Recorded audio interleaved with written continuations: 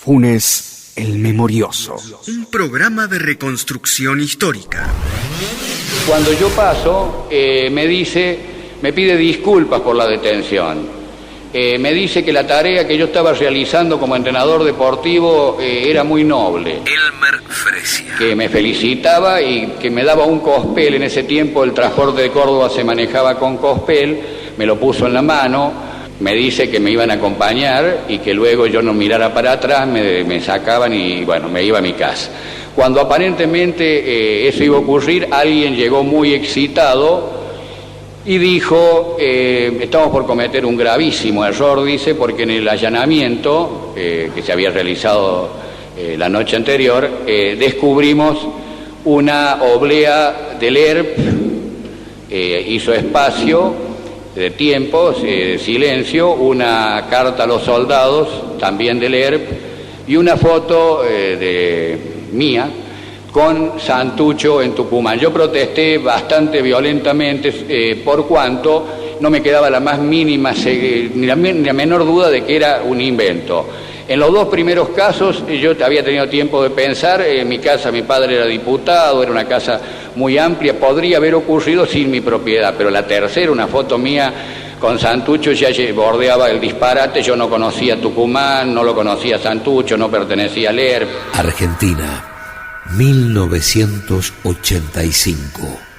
Entonces el oficial que antes me había pedido disculpas se dirigió en el mismo tono, casi con un poco como si sintiera pena, y me dijo, bueno, profesor, yo lo lamento, lo van a investigar, si es inocente lo van a largar y si no, pum, pum, pum, boleta. Bueno, me sacaron y me cargaron a otra camioneta, no puedo saber si era la misma o él, podía ser la otra, con otro detenido. Nos ataron individualmente y luego nos ataron en conjunto y nos dejaron solo en la parte de atrás.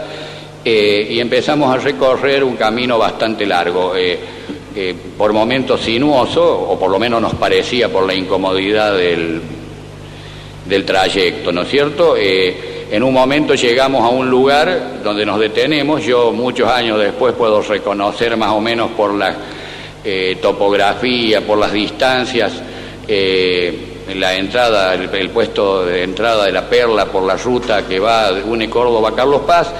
Ahí también llegaron alguien que transformó totalmente distinto al resto de los detenidos, totalmente la vida del campo de concentración. Se llamaba Tomás Eduardo Gómez Prats. Juicio a las exjuntas militares.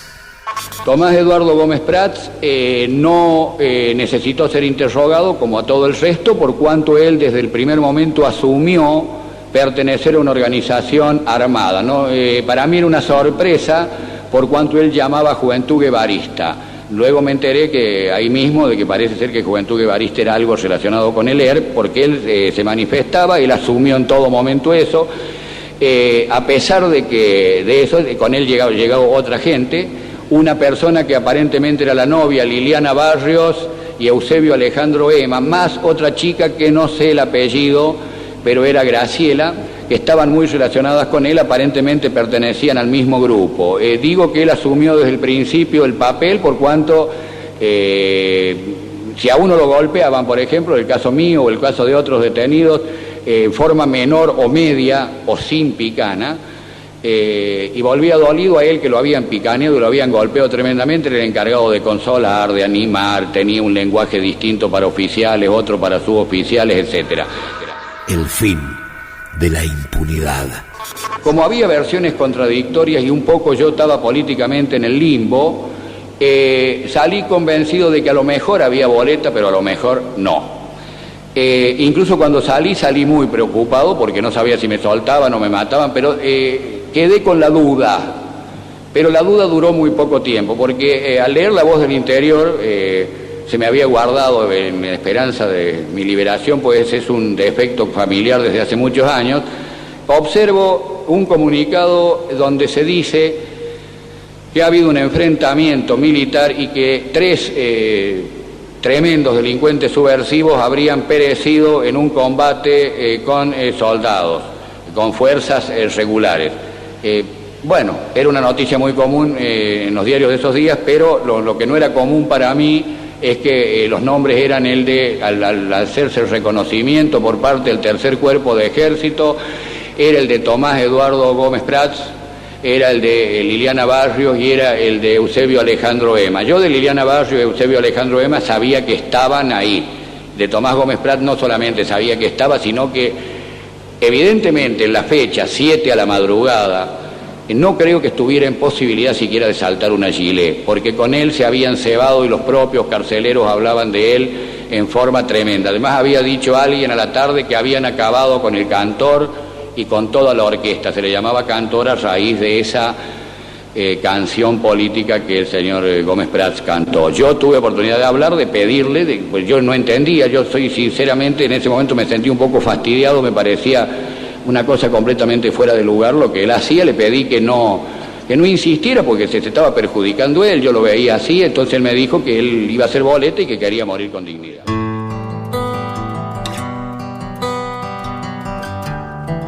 Aquel país, modelo 1985, gozaba la alegría del regreso de la democracia. Derechos, constitución, libertad. Y padecía el positivismo de algunos dirigentes del oficialismo que en lugar de enfrentar a las corporaciones económicas, buscaba caminos inexistentes para reactivar el aparato productivo herido de muerte en tiempos de Martínez de Oz.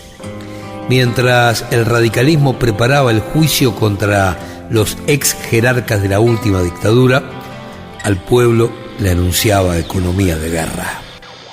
El sacrificio deberá ser compartido y recaer principalmente sobre quienes están en condiciones de soportarlo. Raúl Alfonsín.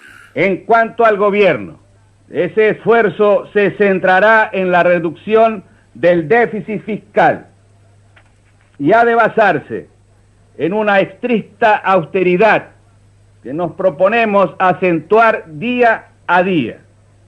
De acuerdo con lo previsto en el proyecto de presupuesto general de la Nación enviado al Parlamento, se procederá a congelar todas las partidas de gastos que no sean debidamente justificadas y toda vacante de personal cuya indispensabilidad no se pruebe.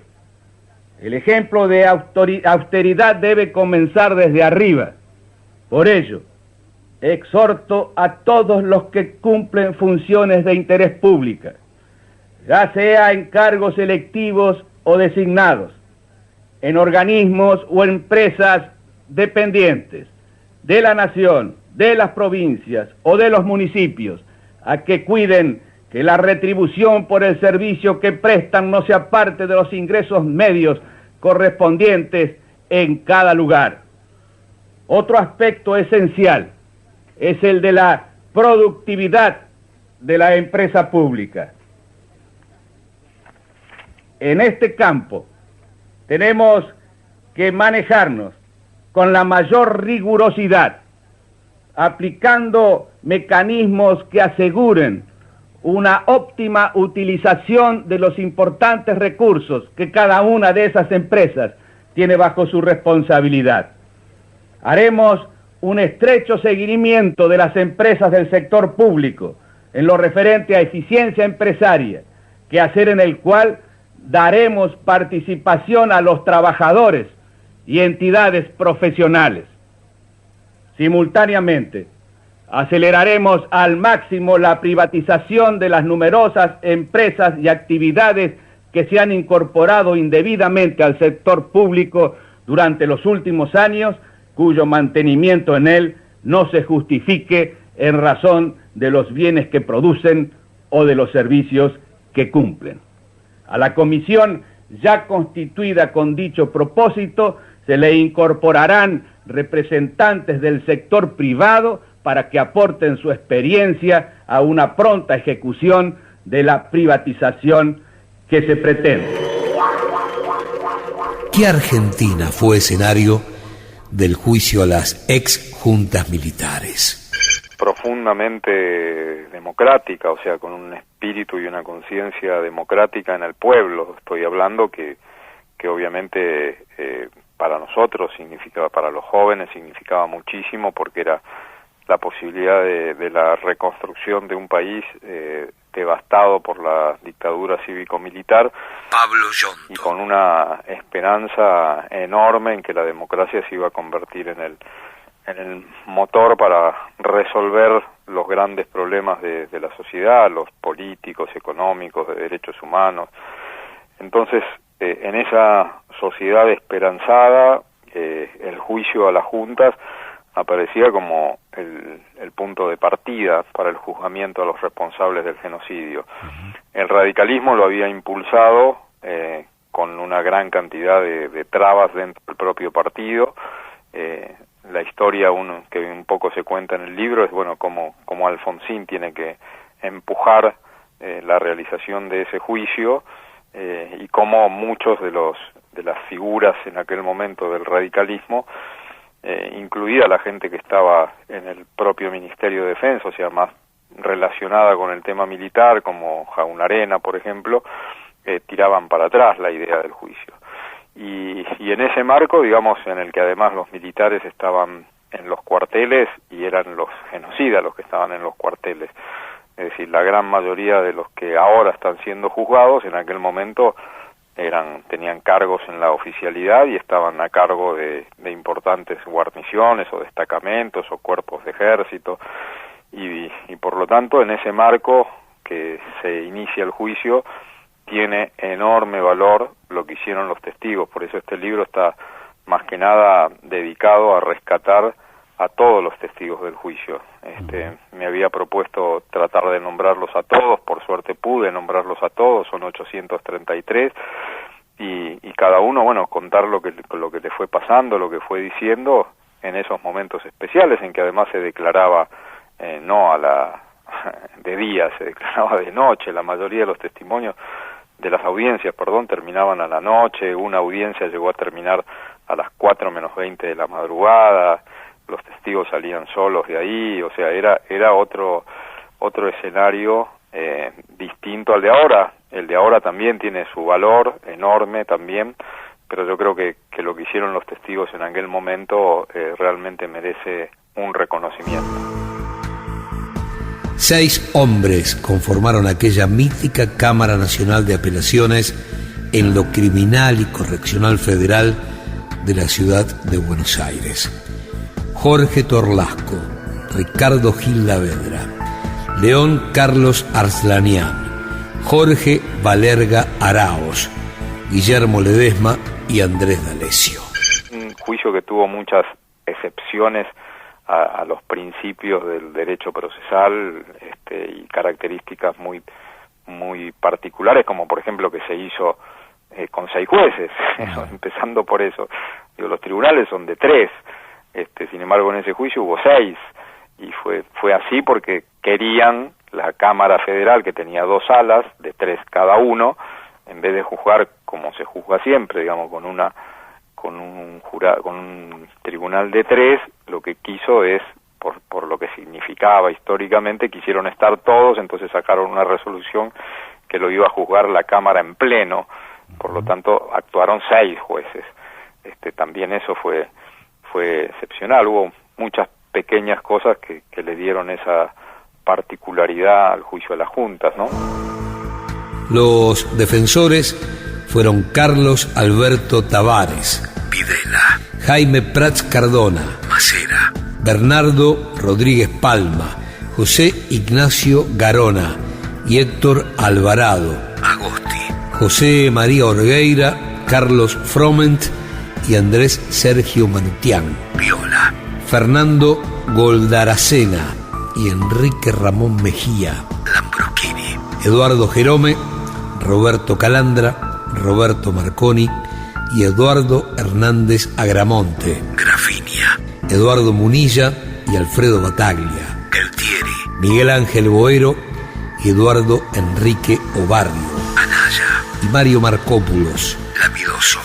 Cuando a fines de la década del 60 se inaugura en el país una metodología inusual, Jaime Prats Cardona, la guerra revolucionaria, Al contexto clásico de infiltración y concientización se le agrega la inevitabilidad de la vía armada para la ulterior toma del poder. Con este objetivo se va montando una estructura nacional e internacional caracterizada por una minuciosa organización que exhibe una estudiada apariencia inofensiva, neutral, objetiva o imparcial según el caso de apoyo o tema que se trate y que se da en absoluta comunión y concordancia con la evolución operativa de las organizaciones armadas clandestinas. Sin perjuicio de ellas, se fueron creando otras complementarias y correlativas a sus fines, que aparecieron como humanistas despojadas de todo criterio político e ideológico, tal es la Comisión Argentina de Derechos Humanos. Prestaron base política operativa a este nucleamiento en el plano internacional la llamada Cuarta Internacional, Amnesty Internacional, el Comité Internacional Pro Paz, Tricontinental Cubana y otras que sería tedioso enumerar. Estas organizaciones, diferentes en su misión, semejantes en su concepción e idénticas en sus objetivos de implantación de ideologías marxistas, fueron acumulando una carga que detonaría en perjuicio a la Argentina. ¿Qué hombres del Poder Judicial iban a representar a la ley ante tanta injusticia? ¿Qué tribunales eran los justos después de haber trabajado durante más de 7 años como una escribanía de la dictadura? ¿Cuál fue el rol no solamente de los funcionarios judiciales, sino más ampliamente de los operadores jurídicos? Juan Pablo Bojovlasky, incluyendo profesores de derecho, juristas, colegios de abogados. autor del libro Usted también, doctor, complicidad de jueces, fiscales y abogados durante la dictadura. Y la respuesta a la pregunta que se plantea desde el título, usted también, doctor, fue cómplice civil de la dictadura, es afirmativa. Hubo una capitulación colosal de los funcionarios judiciales durante el proceso, en el sentido de que, lejos de haber estado del lado de las víctimas y protegiendo a los grupos más vulnerables, no solamente incumplieron sus deberes de haber actuado de manera independiente como freno al ejercicio arbitrario del poder, sino que muchas veces los remacharon. Esto, en términos técnicos más forenses, se pudo ver, por ejemplo, en participación en tomas de declaraciones indagatorias en sesiones de tortura, en falsificación de expedientes judiciales en el foro de familia para blanquear y dar en adopción apropiaciones ilegales de chicos, entre otras actuaciones judiciales. Pero bueno, el libro en sus 23 artículos hace también micro y empírico, haciendo un análisis en las distintas jurisdicciones, en los distintos fueros, qué sucedía en la Facultad de Derecho de la UBA, qué se enseñaba, qué se escribía. Es decir, no solamente propone una conclusión de tipo institucional de que hubo una defección generalizada, sino que trata de hacer justicia haciendo un análisis más casuístico. Es un libro colectivo, participamos 28 cientistas sociales, no es escrito exclusivamente por abogados ni dirigido exclusivamente a abogados, hay antropólogos, sociólogos, historiadores y además de juristas. Los cómplices que aportó la señora de ojos vendados fueron operadores jurídicos de distinto peso, pero todos absolutamente necesarios. Desde jueces a fiscales, pasando por profesores de derecho o miembros de colegios de abogados. Se identifican 3 categorías de comportamientos judiciales durante el proceso. La primera, la de los cómplices militantes, cómplices judiciales militantes, que eran aquellos que tenían una especial animadversión contra las víctimas y su ideología, se identificaban ideológicamente con la Junta, y todo esto se materializaba en los comportamientos cómplices más extremos, esto a los que me refería antes: participar en sesiones de tortura tomando declaración indagatoria, participar en maniobras de extorsión a empresarios para forzarlos a transferir acciones o bienes, o en el foro de familia participar en la manipulación de expedientes judiciales para apropiarse de chicos, o el rol que tuvieron los jueces de la Corte Suprema rápidamente convalidando la estructura jurídica de la Junta y las leyes represivas represivas. Estos son los cómplices militantes. Después, la inmensa mayoría de los funcionarios judiciales pueden ser calificados como cómplices banales. Son aquellos que fueron funcionales al régimen, no por tener una especial identificación con el régimen, sino precisamente por razones banales, que fueron desde tengo temor a ser removido, tengo temor a sufrir alguna represalia, tengo expectativa de progresar en la carrera judicial si soy funcional en esta maquinaria, y básicamente el protocolo de conducta del cómplice banal era el siguiente: se recibía un habeas corpus de los familiares de un desaparecido, se despachaba el oficio del comando correspondiente de la zona preguntando si estaba desaparecido, la respuesta era negativa y se rechazaba el habeas corpus y se terminaba la investigación, algunas veces cargando con costas a los familiares. El cómplice banal no consideraba, dentro del universo de posibles acciones o cursos a seguir, renunciar, claramente. Y la tercera categoría es la de aquellos funcionarios judiciales que asumieron una actitud valiente e independiente y cumplieron su rol, como el caso de Carlos Pagliere en la provincia de Buenos Aires, pero repito, el libro solo pudo identificar a un puñado.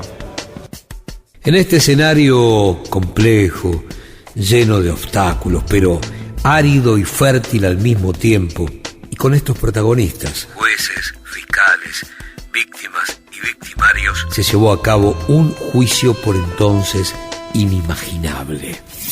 ¿Tiene algún otro interés que pueda afectar su imparcialidad para declarar en este proceso? No, salvo el haber sido afectado por un secuestro y algunas otras cosas que después relataré. ¿Eso va a hacer que no diga la verdad usted? No, de ninguna manera. ¿Fue usted privado de su libertad? Sí, señor. ¿Cuándo ocurrió eso? El 22 de julio de 1978. Jorge Watts. ¿Quiénes eran las personas que lo detuvieron? Bueno, salíamos de la fábrica en ese momento un grupo grande de trabajadores, porque al fichar se hacía cola ante el reloj, y al trasponer el portón se me echa encima una persona, posteriormente secundada por algunos cómplices, que me golpean y me introducen en un auto blanco, creo que un Renault 12. En ese momento los compañeros de la fábrica que salían conmigo trataron de ayudarme, pero fueron amenazados por otros cómplices que tenía esta gente en ese lugar con armas largas para quedarse contra la pared. Después el interrogatorio versaba sobre mi actividad política, mi actividad gremial, conocido que yo tuviera en algunas organizaciones políticas o gremiales que lucharan contra la dictadura, y en ningún momento hubo un interrogatorio específico sobre algún tipo de organización armada, es decir, no se buscaba de ninguna manera, en ese momento, estoy hablando en el año 78, una vinculación, es decir, aparentemente el que me interrogaba conocía perfectamente que yo no tenía ninguna vinculación con entidades armadas, ni le importaba tampoco, sino lo que le interesaba era simplemente ver quiénes estaban en este ámbito, en el ámbito de derechos humanos. Yo había sido secretario gremial de una comisión, secretario general de una comisión interna de la Asociación Trabajadores del Estado, hasta que soy dejado prescindible por la dictadura, y el interrogatorio versaba fundamentalmente sobre gente que pudieran estar en la actividad política y que ellos tenían la intención de secuestrar. Había unos grupos que llamaban La Patota, que eran integrados por oficiales, ese era el trato que le daban los guardias. Yo he visto a un oficial de ejército que me interrogó a cara descubierta en este chupadero, como lo llamaban ellos, y que después me recibe haciéndose el tonto en el batallón de logística 10. Y todavía no hay ninguna persona condenada. Por eso me importaba traer una abundante prueba documental, porque existe infinidad de pruebas, hay cualquier cantidad de testigos que han declarado en distintas causas, y sería bueno de alguna forma que esto sirva para que se unifique. Señor secretario, si puede alcanzar el estrado y el resto de la documentación que acompañó el señor.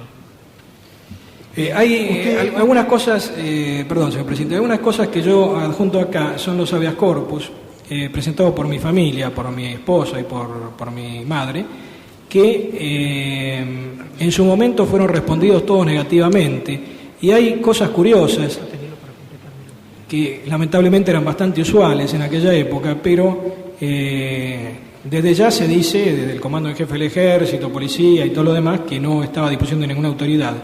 Y esto se reitera estando ya detenido en La Plata, en forma teóricamente legal, después del 5 de octubre.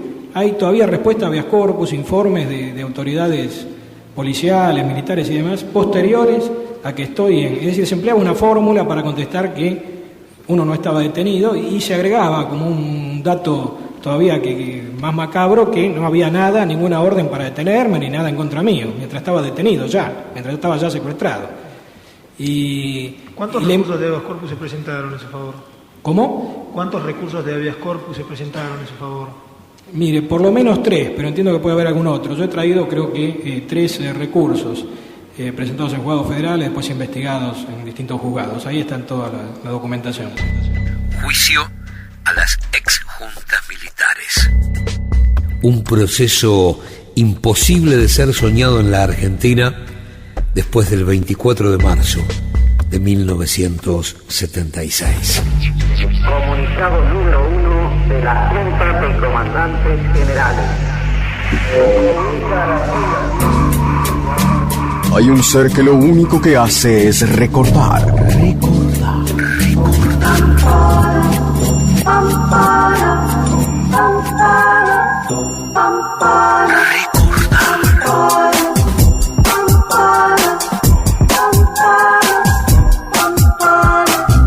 Funes, el memorioso, en 750.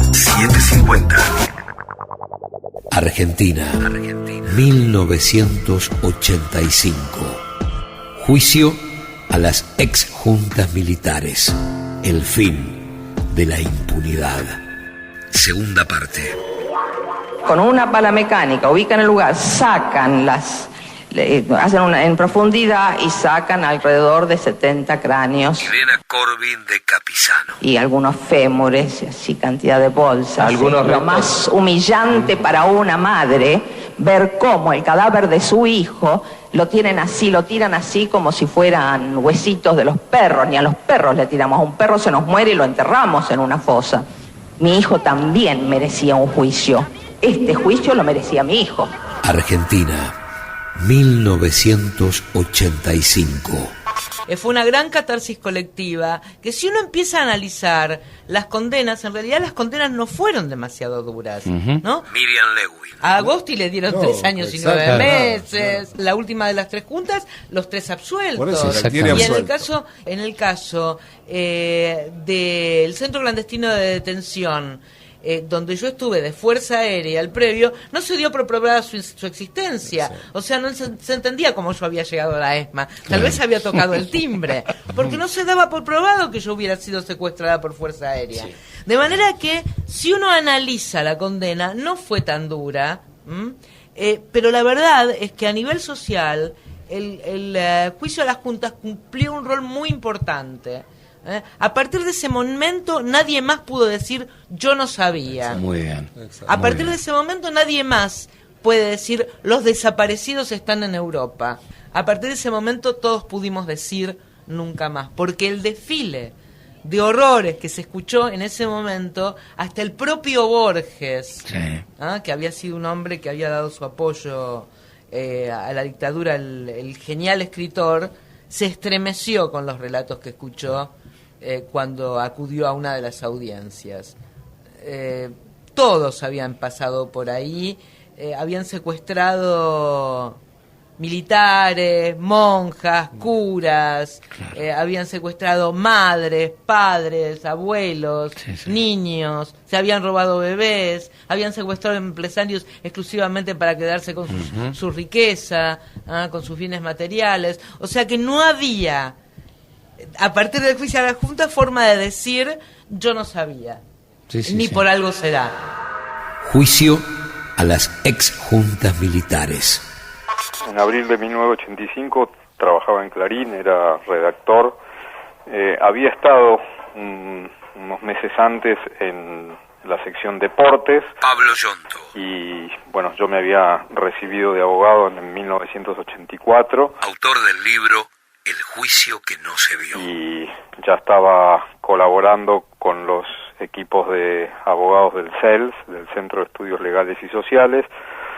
Ya era delegado de los trabajadores de Clarín y, bueno, en la sección política que en ese momento dirigía Joaquín Morales Solá, al tomar conocimiento, digamos, de esto, me hacen el ofrecimiento para ir a la sección política a cubrir la parte de los juicios a los militares, que era todo un tema que iba creciendo día a día, y bueno, asomaba el juicio a las juntas, así que junto con Claudio Andrada, que era el otro periodista que hacía judiciales en Clarín, los dos nos acreditamos para la cobertura del juicio a las juntas, que empezó el 22 de abril a la tarde, y bueno, a partir de ahí cubrí todas las audiencias. El fin de la impunidad. Segunda parte. Yo fui aprendiendo el nuevo oficio, el oficio de buscar a mi hija, que tuve que empezar a aprender a los 57 años. César Ollero. Todas las cosas me orientaban a la Escuela de Mecánica de la Armada. En una circunstancia así tan especial, logré llegar a la entrevista con Chamorro. Me dice, véngase esta noche a la 1 de la mañana a mi despacho. Bueno, yo creí entender mal y le dije, usted me dice a la 1 de la mañana de esta noche. Me dice, sí, a la 1 de la mañana yo lo voy a estar esperando en mi despacho. Yo le dije, bueno, por las dudas avisen la guardia, porque a la 1 de la mañana no es muy agradable estar caminando hacia la puerta de la Escuela de Mecánica de la Armada. Efectivamente, fui a la 1 de la mañana a la Escuela de Mecánica de la Armada, pero no me recibió en su despacho. Me recibió en lo que ya hoy se conoce como casa de oficiales o casino de oficiales. Le aclaro que yo de entrada le hablé con toda claridad del tema, que yo entendía que él tenía a mi hija, que él me iba a tener que perdonar. Él como funcionario público podía mentir, pero yo como padre que tiene en juego la vida de su hija en una situación tan penosa, le iba a decir la verdad con todas las letras. Y así fue que le dije que él tenía a mi hija o sabía a dónde estaba mi hija. Y cuando se disculpó por la hora, le dije que no se disculpara. Yo le agradecí a él que me haya dado la oportunidad de estar con él, y porque para mí el momento más lindo del día era cuando estaba con él. Y me dice, ¿por qué me lo dice? Es muy fácil, porque estando con usted me encuentro más cerca de mi hija. En su último libro, El juicio que no se vio, Pablo Yonto instaló el valor real de los testimonios en esta historia.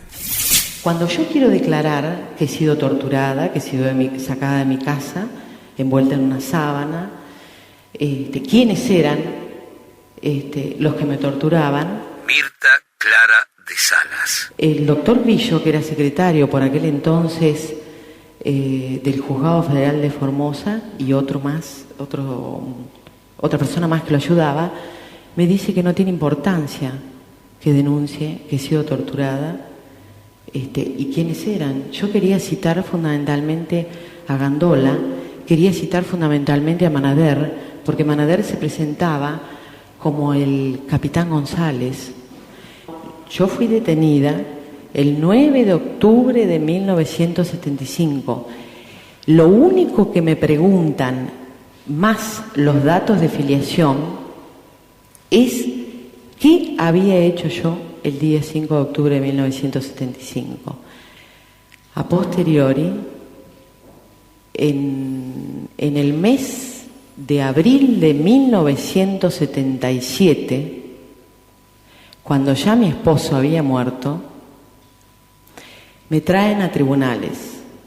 En tribunales hay un exhorto del Juzgado Federal de Formosa.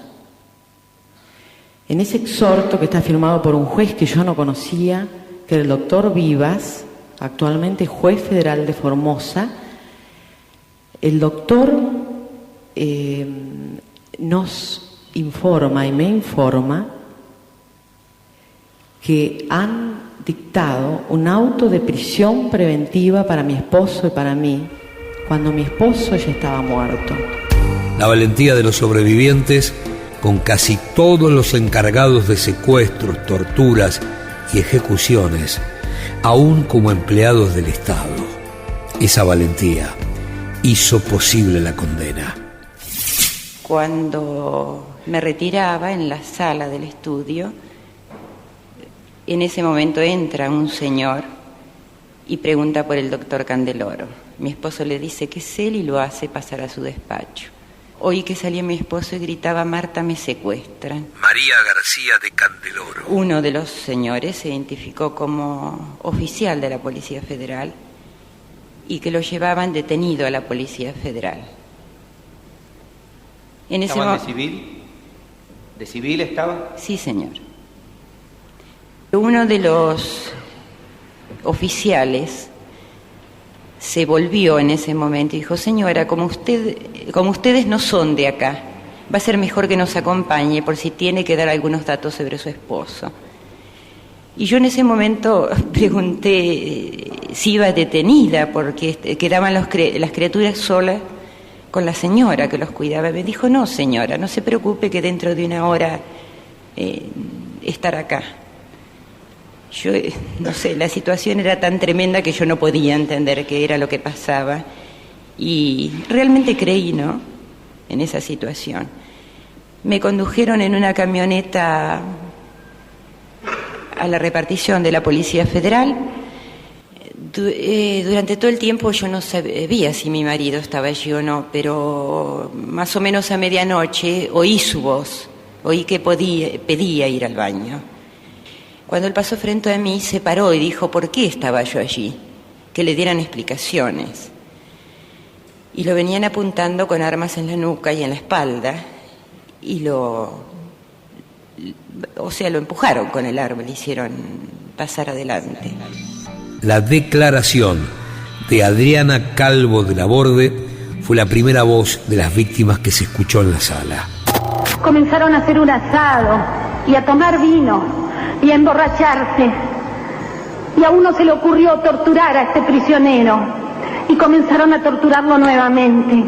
Esta vez no querían ninguna información, señor presidente. Fue realmente impactante por la entereza de Adriana. Adriana fue la primera testigo sobreviviente, ¿no? Previamente habían declarado Pablo Yonto, lo que llamábamos los testigos políticos, es decir, Luder, Rucauf, los ministros de Isabelita, los sindicalistas. Autor del libro El juicio que no se vio. Pero era la primera detenida desaparecida que daba cuenta de su cautiverio en un centro clandestino, del nacimiento de su hija en un centro clandestino, de todas las aberraciones cometidas por estos genocidas en el centro clandestino, y lo hizo con una entereza tal que en ningún momento se quebró. Era una Adriana Calvo que representaba, todo lo que por aquel momento era el nacimiento de la Asociación de Exdetenidos, y que habían tenido hasta una discusión política sobre si debían o no debían declarar en el juicio, porque ellos, los exdetenidos desaparecidos, dudaban, ¿no?, de si el juicio a las juntas era simplemente un juicio a las cúpulas y no se iba a seguir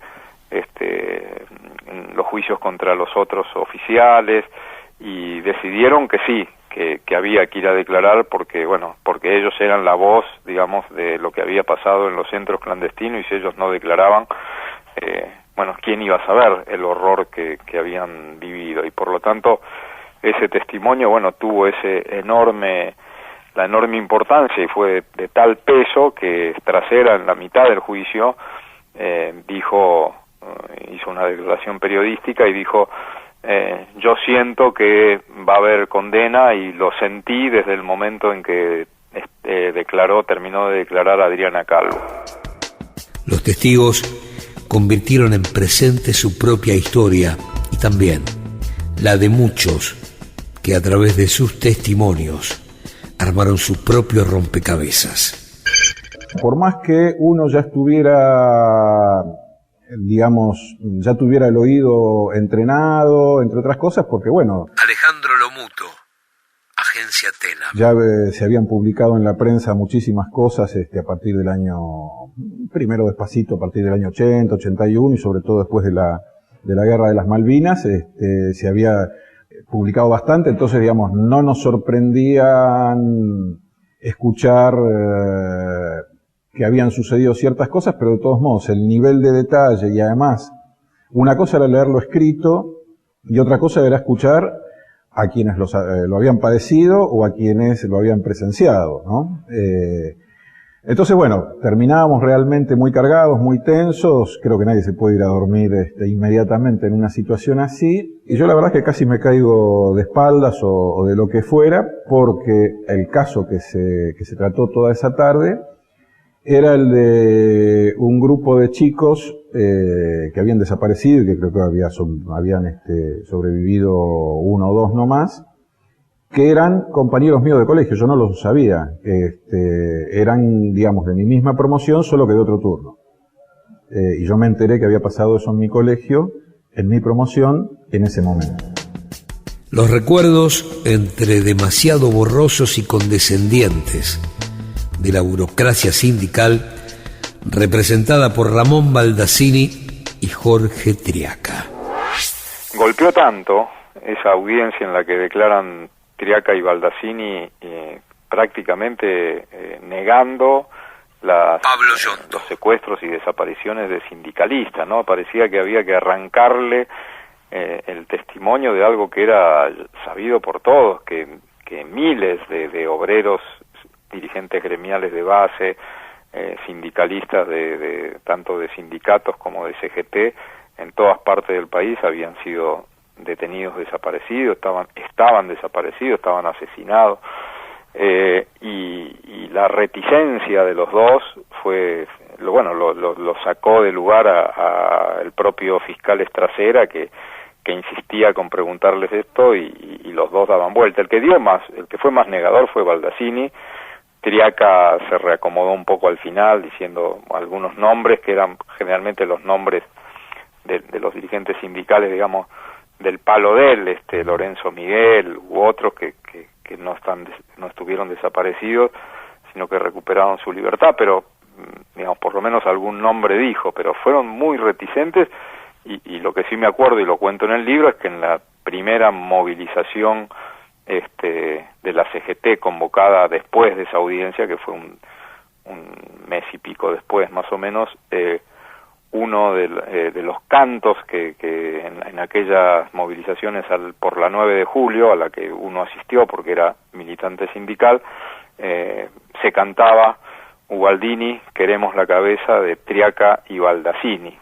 Se cantaba eso porque el impacto por lo menos en el movimiento obrero activo, en lo que era la actividad sindical, que en aquellos años era muy muy fuerte porque se recuperaban sindicatos, comisiones internas, había quedado grabado en nosotros, bueno, que estos dos tipos eran la expresión vergonzosa no solo del silencio, sino de lo que había sido la actitud de ellos durante la dictadura, que fue una actitud muy cómplice con los militares. De hecho, Triaca era uno de los que viajaba a la OIT acompañando a la delegación militar.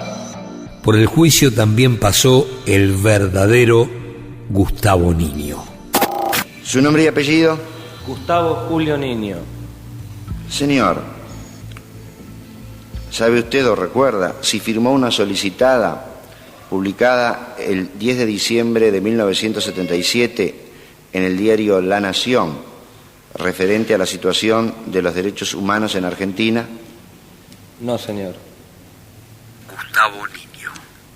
¿Sabe usted si alguien, utilizando su nombre, firmó una solicitada en ese sentido?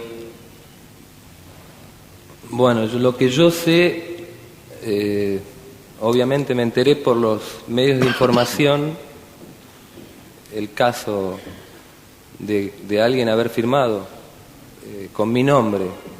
¿Realizó usted en algún momento algún tipo de gestión relativa a la situación de los derechos humanos en Argentina? No.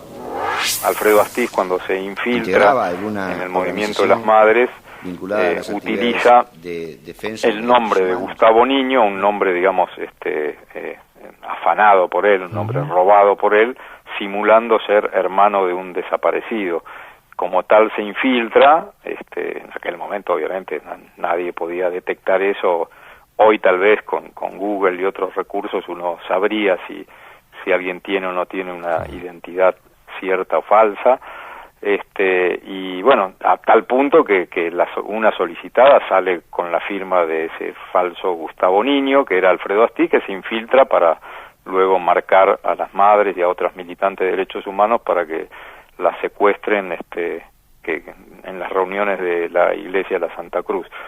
Y luego en el juicio, bueno, uno de los recursos que utilizó la Fiscalía fue convocar al verdadero Gustavo Niño, aquel al que Alfredo Astiz le había robado la identidad, y declara Gustavo Niño, y bueno, lo que cuenta es eso, cuenta: yo soy efectivamente Gustavo Niño, pero yo nunca tuve un hermano desaparecido, yo nunca estuve con las madres, y esto a mí me quedó claro que le habían robado la identidad, y que bueno, el cobarde de Astiz también usaba este tipo de recursos para bueno, meterse dentro del movimiento de madres y señalarlas, ¿no? Para que luego los grupos de tarea de sus amigos y camaradas de la ESMA las secuestraran, las subieran a los aviones y las arrojaron al mar, como la arrojaron a Azucena y a sus otras dos compañeras. ¿Recuerda usted si en el año 1977, en el mes de diciembre, fue testigo de un procedimiento llevado a cabo en la iglesia Santa Cruz? Sí, recuerdo. María del Rosario Carballeda de Cerruti. Fue un momento que pareció muy largo, pero fue demasiado breve, que no me permitió ver muchas cosas. Pero vi un hombre grande, en mangas de camisa, con un arma, que arrastró de los brazos a Esther, que iba delante mío, y cuando iba a mirar a dónde la llevaba, porque el cordón de la vereda estaba lleno de coches, no pude ver dónde la llevaban, arrancan de al lado mío a María Ponce de Bianco. Entonces grito: ¿qué pasa? ¿Dónde la llevan? Y aparece otro hombre en ese mismo momento que me tira contra la pared, me dice: es un operativo por drogas, quédese ahí. Atrás llegan las otras dos señoras y otro hombre nos empuja y nos dice: sigan, sigan. ¿Esos individuos vestían de civil? Sí, en mangas de camisa estaban todos. Desesperadas, quedamos en reunirnos el viernes a las 11 de la mañana en el diario La Nación. Allí teníamos que encontrarnos con Alicia Domón. Ella no llegó. Entonces hubo versiones de otra gente que vio que se la habían llevado.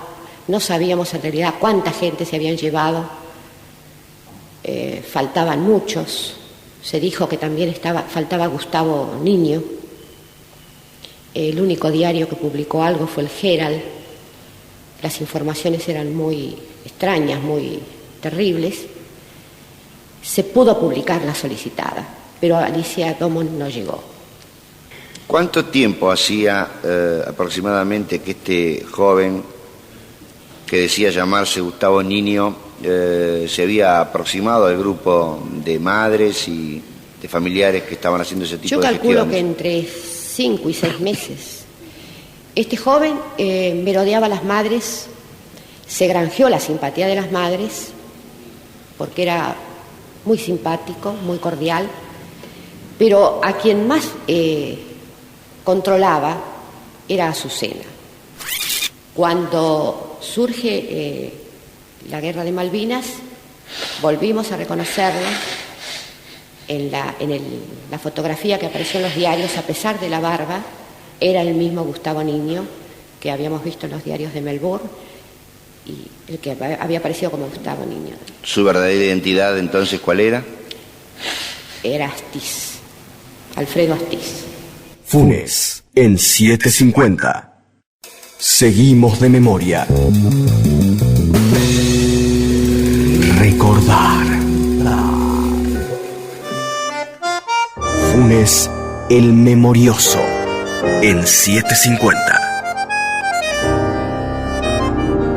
Argentina, 1985. Juicio a las exjuntas militares. El fin de la impunidad. Segunda parte.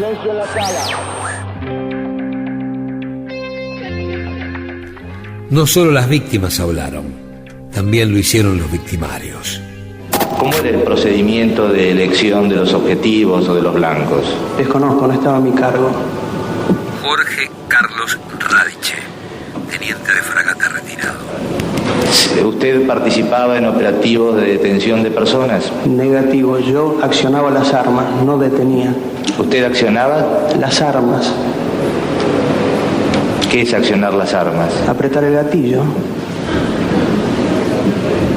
¿Cómo era el procedimiento por el cual usted iba a cumplir estos operativos? Reitero. Para mí como abogado era una situación rara porque hoy la estamos viviendo de otra manera, que es un testigo que se autoincrimina, no puede seguir declarando como testigo, hay que frenar la declaración y decir, bueno señor, usted no puede continuar como testigo, a usted en su momento se lo llamará para una indagatoria, pero bueno, era el juicio de las juntas, Pablo Yonto. Tenía características especiales, el juicio yo cuento ahí que permitía estas situaciones. Autor del libro El juicio que no se vio. Que varios de los que luego serían juzgados y condenados o imputados, la ANUCE no llegó a hacerlo, pero era claramente el responsable de muchas de las historias de terrorismo de Estado durante su gobierno, pero otros como Nicolaides, por ejemplo, que luego sí fue condenado, Nicolaides fue testigo en el juicio de la Junta. Por eso, bueno, Radiche, el que nombraste, hubo otra cantidad de policías, por ejemplo, que declaraba, Ours, el policía bonaerense, que bueno, que daban testimonio de su participación en hechos aberrantes. Pero bueno, fue parte, digamos, de la yo digo, siempre fue un juicio especial, sin duda, y tuvo, por lo tanto, trámite especial y situaciones especiales. Hoy eso no ocurriría. Hoy si un testigo se sienta y dice yo conduje un auto en el que fuimos a secuestrar tal, le dicen alto, el juez le dice alto, pare, usted no puede seguir autoincriminándose porque está declarando bajo juramento, eso no lo permite la Constitución, por lo tanto usted paramos la audiencia y en tal caso otro día lo convocaremos a una indagatoria, no una testimonial. Pero en aquel momento declararon como testigo. Fue un juicio que tuvo muchas excepciones a los principios del derecho procesal y características muy particulares, como por ejemplo que se hizo con 6 jueces, empezando por eso. Digo, los tribunales son de 3, sin embargo en ese juicio hubo 6, y fue así porque querían la Cámara Federal, que tenía 2 salas de 3 cada uno, en vez de juzgar como se juzga siempre, digamos, con un tribunal de 3, lo que quiso es, por lo que significaba históricamente, quisieron estar todos, entonces sacaron una resolución que lo iba a juzgar la Cámara en pleno, por lo tanto actuaron 6 jueces. También eso fue excepcional. Hubo muchas pequeñas cosas que le dieron esa particularidad al juicio de las juntas, ¿no? Esa noche me llevaron a la Escuela de Comunicaciones y 2 días después, creo que fue, apareció el jefe de la guarnición de Campo de Mayo acompañado de su segundo. Me refiero al general Riveros y al general de división Riveros y general de brigada Viñones. En esa oportunidad, el general Riveros pretendió poder recriminarme o retarme por mis manifestaciones públicas de repudio contra los procedimientos por la izquierda, agregando de que gracias a ellos yo vivía. Dije, hay oportunidades que es preferible no vivir, general Riveros. Además, usted no tiene jerarquía ni atribuciones para pretender indicarme a mí cómo debo proceder. Los ánimos se caldearon entre ambos, y el general Viñones, propio de su personalidad y idiosincrasia, pretendió mediar con muy poca felicidad, por cierto. Y dijo, mi general, yo hasta el año pasado pensaba como usted. Ahora he cambiado de forma de pensar. Lo lamento, general Viñone, con la misma franqueza le digo que entonces que hasta el año pasado yo tenía un concepto del general Viñone que ahora no lo mantengo. Y además les recuerdo que no sé si en la época suya, pero sí en la época actual, que por ahí hay procedimientos ordenados en el colegio militar en los cuales algunos de los oficiales ejecutores salen encapuchados y eso lo hacen pasando por la guardia donde hay cadetes, y le pregunto a ustedes y les pido que reflexionen, no que me contesten a mí, si esa es una forma de educar a los oficiales del futuro. En la tercera y última parte de Juicio a las exjuntas militares, el fin de la impunidad, el día que fue Jorge Luis Borges. ¿Qué pasó con los jueces después de esos juicios? ¿Cambiaron su destino? ¿Cruzaron a la vereda de enfrente y defendieron a hombres acusados de violaciones a los derechos humanos? Los juicios que faltan, la complicidad civil para completar ese anillo de memoria, verdad y justicia que arrancó allá en abril de 1985. ¿Qué hubiera pasado si el juicio a las exjuntas militares se hubiera vivido en directo por televisión? ¿Tendríamos otra sociedad? Cuando el relato de las víctimas no alcanza, aparecen los libros, y en muchos de ellos hay como una especie de ampliación de lo dicho ante la justicia. Todo esto en la última parte de Juicio a las exjuntas militares. Funes en 750. Guión y relatos Gustavo Campana. Edición y postproducción Gustavo Eymon.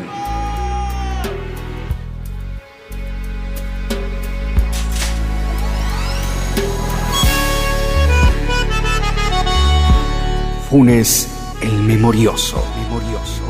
Un programa de reconstrucción histórica.